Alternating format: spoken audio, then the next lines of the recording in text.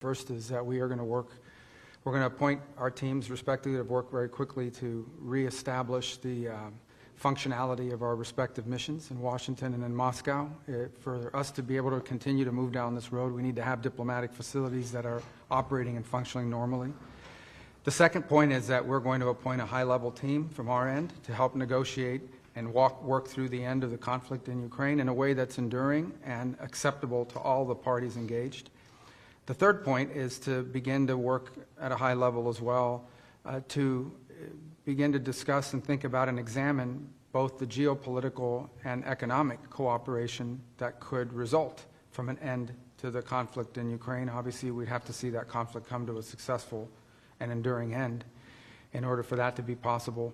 And the last thing we agreed to is that while our teams are going to be working on all of this, the four of us who were here today, the five of us that were here today, are going to remain engaged in this process to make sure that it's moving along in a productive way. Well, there are some underlying principles. This needs to be a permanent end to the war and not a temporary end as we've seen in the past. We know just the practical reality is that there is going to be some discussion of territory and there's going to be discussion of security guarantees. Those are just fundamental basics that will undergird and underlie any type of discussion.